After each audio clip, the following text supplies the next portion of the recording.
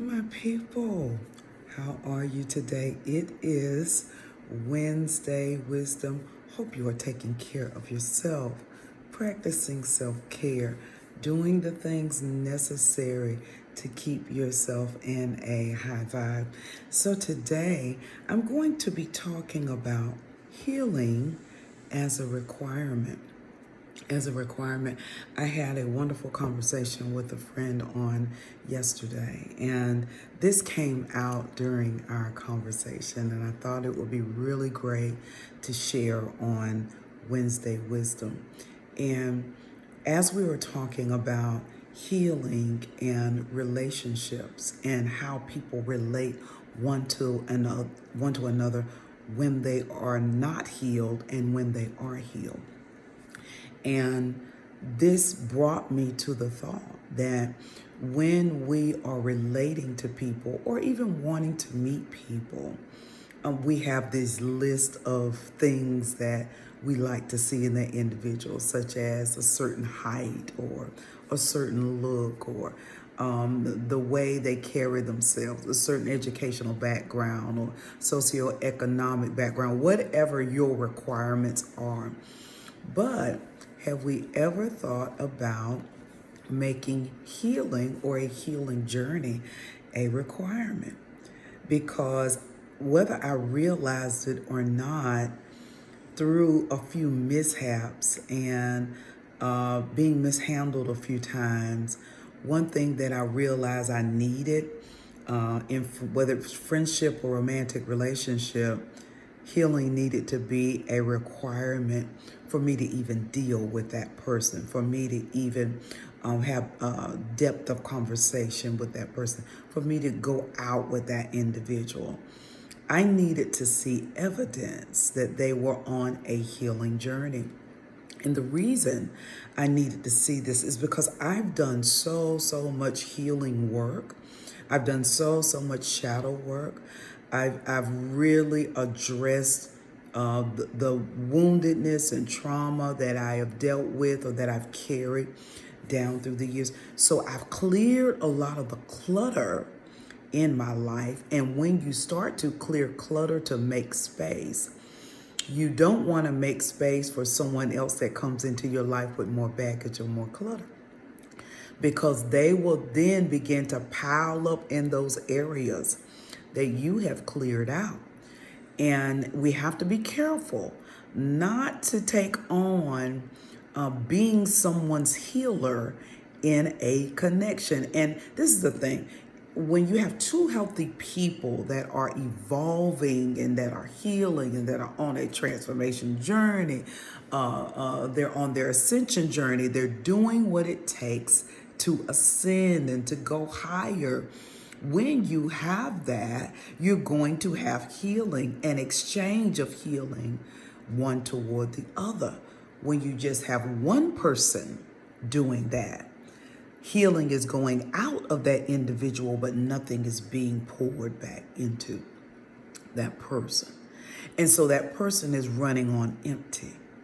Okay? They're running on empty, trying to compensate for an individual that is refusing to do the healing work.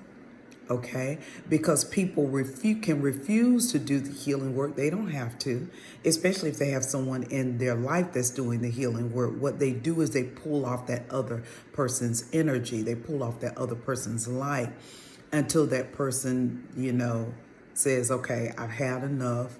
This is too draining. Too much drama here. Too much going on. I got, I got to roll out. Okay?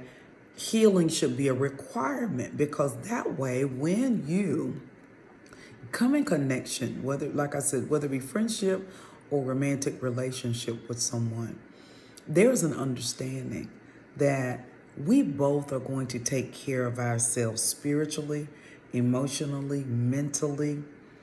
And when we take care of ourselves, then and only then can we take care of each other. Okay, then and only then can we take care of each other. And we spend a lot of time dealing with people that refuse to heal. They just refuse. They refuse. And you think about it. The average individual comes into a friendship or a romantic connection carrying a lot of baggage. They have ancestral trauma. They have baggage from past relationship.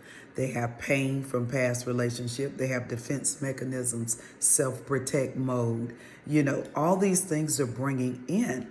Well, if you begin to clear some of those things out, as you enter into new connections with someone else is clearing them out, you have a better understanding. You have a clearer path, one toward the other. But a refusal, what does refusal look like? This is what a refusal looks like in a romantic relationship. Let's say you get into a connection or friendship or romantic relationship. I'll use romantic relationship. Let's say someone wants you to be exclusive with them, but they're not exclusive with you because in their past they've been cheated on, or in their past they've been rejected or abandoned. All right. So they are non-committal. You are committal because you're on your own healing journey, but they are not. And so while you are dealing only with them, they are dealing with you and everyone else that gives them attention. Okay? Because they're seeking attention to compensate for the lack of commitment. All right? So when they get that attention, they're getting that attention from different sources. They're commingling with different people, different energies, and more than likely they're commingling with people that are just like them, non-committal. Okay? That's a recipe for disaster, but hey, sometimes we create our own drama by who we allow to have in our lives. But that's how it can show up. It can show up in one person being committed. I want you to be exclusive.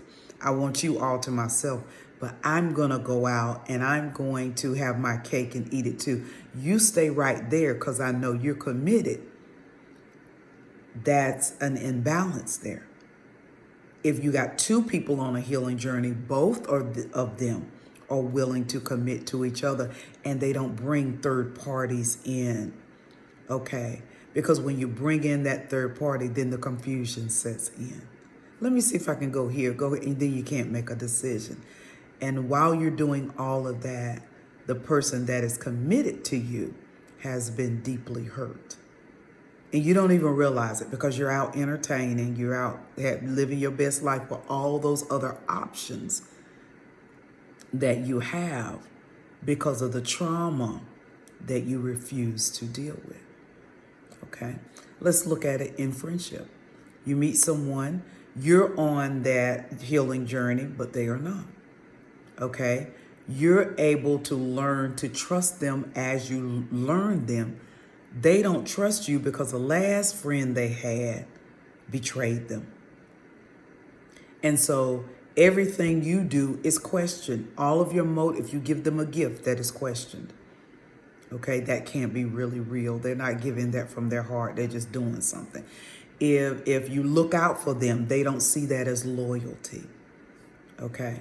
But what's strange is if someone looks out for them or does something for them that really isn't loyal to them, they pay more attention to that person.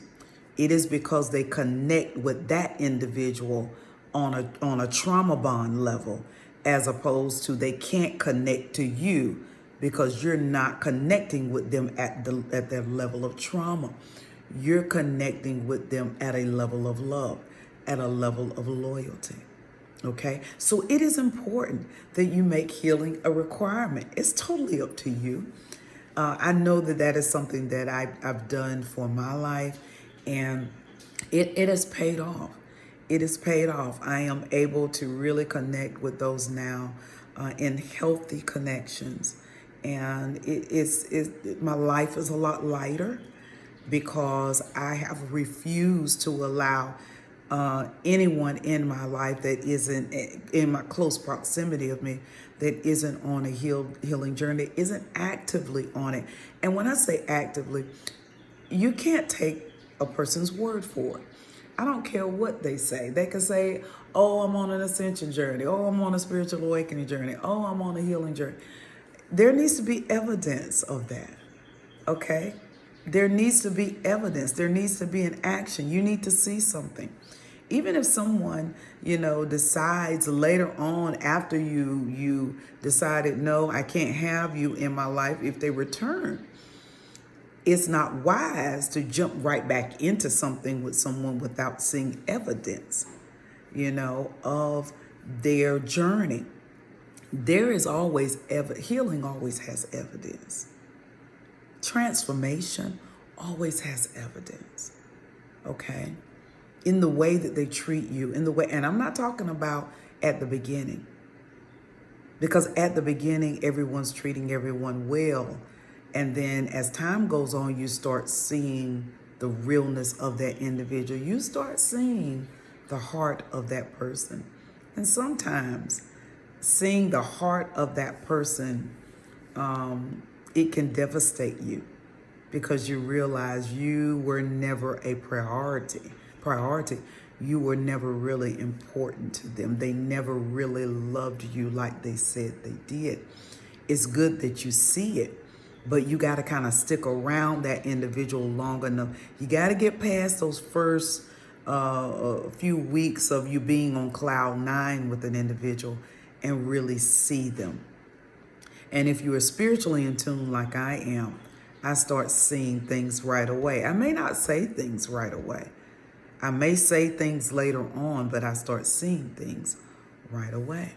Okay, so consider making healing a requirement for your friendships and for your romantic connections. It'll make for healthier connections, and it'll also pull you out of that overgiving, I'm here to heal you mentality. Two people in any connection, they're there to evolve together, to heal each other, to have reciprocity, loyalty one toward the other. It's a two-way street with everything that is given and everything that is received, okay? So I hope you have a fantastic Wednesday. I will see you next time. Listen, I love you, but I need you to love yourself more than me. Toodles.